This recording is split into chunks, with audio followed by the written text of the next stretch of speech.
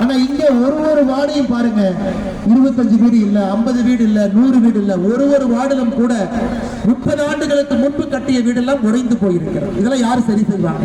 அதனால் கேரளத்தில் நம்முடைய பாரதிய ஜனதா கட்சியினுடைய உள்ளாட்சி பிரதிநிதிகள் வெற்றி பெற்ற பிறகு மோடி ஐயாவுடைய 3 கோடி வீட்டுல எத்தனை கோடி வீடு உங்களுக்கு வேண்டும், எத்தனை லட்சம் வீடுகள் உங்களுக்கு வேண்டும், எத்தனை ஆயிரம் வீடுகள் உங்களுக்கு வேண்டும், அதை நம்முடைய உள்ளாட்சி பிரதிநிதிகள் கொண்டு வந்து உங்களுக்கு கொடுப்பாங்க.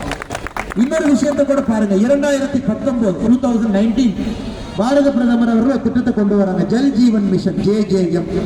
ஒரு வீட்டிலும் குடிநீர் என்பது பைப்பு மூலமாக வர வேண்டும் என்பது, பைப்பு ட்ரிங்கிங் வாட்டர், இந்த திட்டத்தினுடைய அம்சம் 2024 முடிஞ்சிருக்கணுங்க ஐயா, 5 வருஷத்துல. ஏன்னா இந்தியாவில் ஒரு மாநிலம் ஜல் ஜீவன் மிஷனை முறைகேடாக பயன்படுத்தி இருக்கின்றார்கள். ஜல் ஜீவன் மிஷன் குறைந்தபட்ச உபயோகம் நடந்திருக்குன்னா அது கேரள மாநிலம், கடைசியிலிருந்து ஃபர்ஸ்டா இருக்கிறது.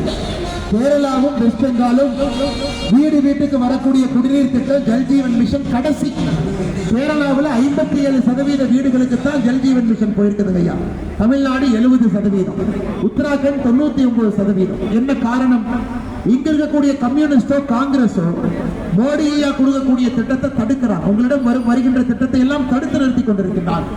இன்னைக்கு 2028 வரை இந்த திட்டம் நீடிக்கப்பட்டிருக்கிறது.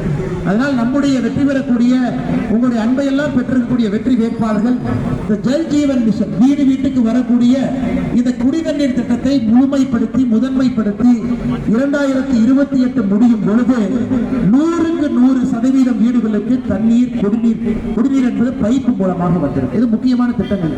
அடுத்த 3 ஆண்டு மிக மிக முக்கியம். அதற்காக இந்த முறை நீங்கள் பாரதிய ஜனதா கட்சியுடைய வேட்பாளர்களுக்கு நீங்கள் வாய்ப்பளிக்க வேண்டும் என்று பணிவன்போடு கேட்டுக்கொள்கிறேன்.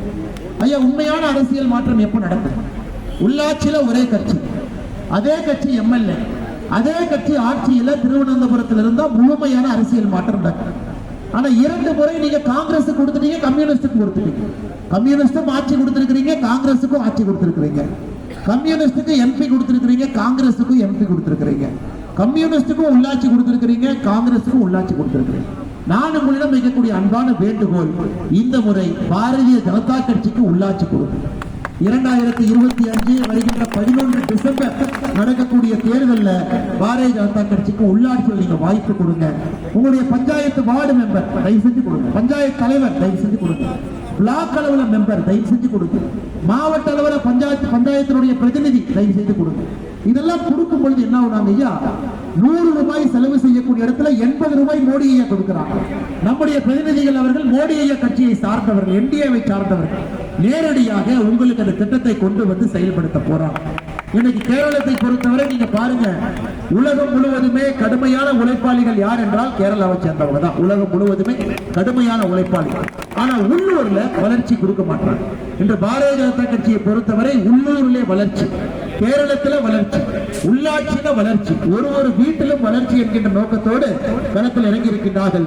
அதனால் நிச்சயமாக நீங்க வாய்ப்பு கொடுக்கணும்.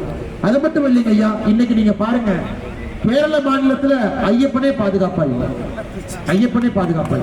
3 மாதத்திற்கு முன்பு பம்பைக்கு போயிருந்தேன். பம்பையில எதுக்கு பம்பை கூட்டிருந்தாங்கன்னா, ஐயப்பன் கோவில்ல சபரிமலையில வெளியே இருக்கக்கூடிய 2 கடவுளுடைய தங்க அதை இங்கிருந்து சென்னைக்கு அனுப்புறாங்க ஐயா, மெட்ராஸ் அனுப்புறாங்க சென்னைக்கு. அந்த தங்கத்தை உருக்கி மறுபடியும் ஒரு புதிய தங்கத்தை செய்து கொடுக்கணும். திருவாங்கூர் தேவஸ்தானம் போர்டு கொடுக்கணும். சென்னைக்கு தான் தங்கம் வந்துச்சு. ஆனா இவர்கள் கொடுத்த தங்கத்தினுடைய அளவே குறைவு. இன்னைக்கு இப்பதான் கைதிகள் அரெஸ்ட் பண்ண ஆரம்பிச்சிருக்கிறாங்க நம்முடைய போலீஸ் நண்பர்கள் அவர்கள். நம்ம பார்க்கணும், இன்னைக்கு கேரளத்துல ஐயப்பனுக்கே மரியாதை இல்லாத நிலைமை ஏற்படுத்தி இருக்கின்றார். இந்த முறை நீங்க பாருங்க, இந்த மாசம் சபரிமலைக்கு போகக்கூடிய பக்தாதிகள் தமிழ்நாட்டிலிருந்து வந்தவங்க எல்லாம் 1 நாள் 2 நாள் 3 நாள் வெயிட் பண்ணாங்க ஐயா. 3 நாள் வெயிட் பண்ணாங்க, 3 நாள் கியூலயே வெயிட் பண்ணாங்க. அந்த அளவுக்கு மோசமாக இங்க கம்யூனிஸ்ட் கட்சியினுடைய ஆட்சி நடந்து கொண்டிருக்கிறது. எல்லோருமே இந்தியாவிலிருந்து எல்லோரும் சபரிமலைக்கு வர்றாங்க. ஆனா இவர்கள் எப்படி வரக்கூடிய பக்தர்கள் நடத்துறாங்க? அவ்வளவு பணம் ஐயப்பனை கொடுக்கிறாங்க. அதை வைத்து ஏதாச்சும் வசதி பண்றாங்களா? ஏன்னா கம்யூனிஸ்டை பொறுத்தவரை கடவுள் மீது நம்பிக்கை இல்லைன்னு சொல்றவங்க எதுக்கு ஐயப்ப பெருமானை இந்த அளவுக்கு நீங்கள் கொடுமைப்படுத்தி கொண்டிருக்கிறீர்கள்? இதையும் நான் கேட்கிறேங்க ஐயா, இதையும் நீங்க உள்ளாட்சியில ஓட்ட மாத்தி போடணும். இந்த முறை நிச்சயமாக வளர்ச்சி, விகிசம். மேல நம்முடைய மோடி அவர்கள் மிக தெளிவாக இருக்கின்றார்கள். கேரளத்தை பொறுத்தவரை அது வளர வேண்டும். கேரளத்தை பொறுத்தவரை மத்திய அரசுடைய எல்லா திட்டங்களும் வரணும். குடிக்கிற தண்ணியில் இருந்து ஐயா, கழிப்பறை டாய்லெட்ல இருந்து, வீடுல இருந்து, ரோடுல இருந்து, ஸ்ட்ரீட் லைட்ல இருந்து, டிரைனேஜ்ல இருந்து எல்லாமே உள்ளாட்சி தானுங்க ஐயா. அதனால் இந்த முறை மத்திய அரசு உங்களுக்கு பார்த்து பார்த்து கேரளத்திற்கு 100 ரூபாய்க்கு 80 ரூபாய் மேலே இருந்து இங்க அனுப்புறாங்க. ஆனா இங்க இருக்கிறவங்க அதை செலவு பண்றது இல்ல, அதிலும் திருடுறாங்க, அதிலும் கரப்ஷன் பண்றாங்க. அதனால் நம்முடைய வெற்றி வேட்பாளர்கள் மணிகண்டன் அவர்கள், புஷ்பலால் அவர்கள், மணிஜி குரூப் அவர்கள், சின்கு அவர்கள், சித்ரா அவர்கள், தீப் அவர்கள், நம்முடைய அண்ணன் வேலுச்சாமி அவர்கள் எல்லோருக்கும் நீங்கள், ராமசாமி அவர்கள் எல்லோருக்கும் நீங்கள் வாய்ப்பளித்து இந்த முறை தாமரை சின்னத்தை நீங்க மலர வைக்கணும். ஐயா உங்களுக்கு எந்த குழப்பமும் இல்ல. 11ஆம் தேதி போனீங்கன்னா இவிஎம் மிஷின் 3 நாள் இவிஎம் இருக்கும்.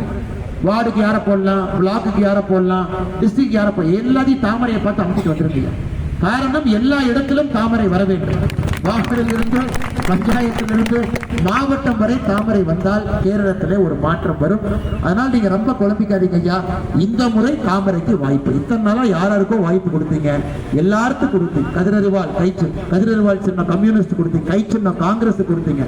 ஆனா இந்த முறை நீங்கள் தாமரை கொடுக்க வேண்டும் என்று பணிவன்போடு சொல்லி, இந்த பகுதியில் கடினமாக உழைக்கக்கூடிய எல்லா அன்பு சகோதர சகோதரிகளுக்கு மறுபடியும் என்னுடைய நெஞ்சார்ந்த வாழ்த்துக்களை தெரிவித்து, இன்று அகலி பகுதியை பொறுத்தவரை நிறைய சுற்றுலா அதிகமாக வர்றாங்க. இந்தியா முழுவதும் இருந்து அகலிக்கு வர்றாங்க. அவர்களுக்கான வசதி வாய்ப்புகளை ஏற்படுத்தினா தான் கடைக்கெல்லாம் நல்ல வியாபாரம் நடக்குங்க ஐயா. நம்ம ஜீப் எல்லாம் நிறைய இருக்குது, அவர்களுக்கு வியாபாரம் நடக்கும். ஆட்டோ நண்பர்களுக்கு வியாபாரம் நடக்கணும்னா பாரதிய ஜனதா கட்சியை நீங்க உள்ள விடுங்க. பாரதிய ஜனதா கட்சியை ஜெயிக்க விடுங்க. அகலி என்பது இந்திய அளவில் ஒரு மிகப்பெரிய சுற்றுலா தலமாக இது மாற வேண்டும். அவ்வளவு வசதிகளை இங்கே ஏற்படுத்த வேண்டும். அப்படி இருக்கும் பொழுது எல்லாரும் சேர்ந்து வளரணும். ஹோட்டல் கடைக்காரன் அவரும் வளரணும், டீ கடைக்காரன் அவரும் வளரணும், ஆட்டோக்காரன் அவரும் வளரணும். ஆனா இவங்க வளர்ச்சியே இல்லாம வச்சிருக்கிறாங்க. அதை உடைப்போம். முதல் வாக்கு இந்த முறை உள்ளாட்சியில பாரதிய ஜனதா கட்சி. அடுத்த ஆண்டு 2026 சட்டமன்றத்தில் பாரதிய ஜனதா கட்சி, 2029 லோக்சபா, பாலக்காடு பாராளுமன்ற தொகுதி, அன்னைக்கு பாரதிய ஜனதா கட்சி. மூன்றும் நம் கையில் வரும் பொழுது மாற்றம் நிச்சயம் என்று சொல்லி மறுபடியும் இங்க இருக்கக்கூடிய எல்லா பெரியவர்கள், தாய்மார்கள், குறிப்பாக பாரதிய ஜனதா கட்சியினுடைய தொண்டர்கள், அண்ணன் ராஜீவ் சந்திரசேகர் அவர்கள் மாநிலத்தினுடைய தலைவர் 25% வாக்கு இங்கே சேகரிக்க வேண்டும் என்று சொல்லி இருக்கின்றார்கள். இன்றும் நாளையும் கடுமையா நீங்க உழைக்கணும். நிறைய இளைஞர்கள் பாரதிய ஜனதா கட்சியினுடைய கொடியோடு இருக்கின்றீர்கள். இன்றும் நாளைக்கும் எல்லா வீட்டுக்கு போங்க ஐயா. பழங்குடியின சகோதர சகோதரிகளை பாருங்க. நாம் பழங்குடியினத்திற்கு செய்ததை போல எந்த கட்சியும் சரித்திரத்தில் செய்தது கிடையாது. அவ்வளவு செய்திருக்கு. ஒரு பழங்குடி இனத்தை சார்ந்த அம்மா திரௌபதி முர்மு அவர்களை ஜனாதிபதியாகி அழகு பார்த்திருக்கின்றோம். இந்தியாவுடைய முதல் குடிமகன் ஒரு பழங்குடி இனத்தை சார்ந்தவர். பழங்குடி இனத்திற்கான ஒரு திட்டமே நாம் வந்த பிறகுதான் வரைமுறைப்படுத்தி, எனக்கு பழங்குடி இனம் இருக்கக்கூடிய கிராமங்கள், பழங்குடியின கிராமம் என்று வரைமுறைப்படுத்தி தனியா மத்திய அரசு ஃபண்டு கொடுக்கிறாங்க. தனியாக பழங்குடியின கிராமக்கு மத்திய அரசு ஃபண்ட் அனுப்புறாங்க. பழங்குடியினத்தில் இருக்கக்கூடிய எல்லோருக்குமே மரியாதை செய்யும் அளவுக்கு இந்தியால ஒரு நாள் பழங்குடியின தினமாக நாம் கொண்டாடுகின்றோம். பிர்சா முண்டா அவர்களுடைய பிறந்த நாளை பழங்குடியின தினமாக நாம் கொண்டாடுகின்றோம் இந்தியா முழுவதும். இந்த அளவுக்கு பழங்குடியின மக்களுக்கு நண்பனாக, உறவினராக இருந்து பணி செய்து கொண்டிருக்கின்றார் பாரத பிரதமர் நரேந்திர மோடி அவர்கள். அதையும் நீங்க மக்கள்கிட்ட எடுத்துச் சொல்ல வேண்டும் என்று சொல்லி கடுமையாக உழைக்கக்கூடிய பாரதிய ஜனதா கட்சியினுடைய தலைவர்கள், தொண்டர்கள் எல்லோரும், பொதுமக்கள், எல்லா தாய்மார்கள்லாம் பஸ்ல இருந்து எல்லாம் கேட்கிறாங்க. ஆட்டோ டிரைவர் என்ன, கடையில் இருக்கிறவங்க எல்லோரும் பக்கத்துல இருந்து காதை கொடுத்து கேட்கின்றீர்கள். உங்கள் கையிலே வாக்களிக்க வேண்டும் என்று அன்போடு வேண்டிக் கொள்கின்றேன். 11ஆம் தேதி தாமரை சின்னம் பாரதிய ஜனதா கட்சி. நம்முடைய கமலத்திற்கு நீங்கள் வாய்ப்பளித்து இவர்களை வெற்றி பெற செய்ய வேண்டும் என்று பணிவன்போடு கேட்டுக்கொள்கின்றேன். நன்றி, வணக்கம். பாரத் மாதா கி ஜெய்.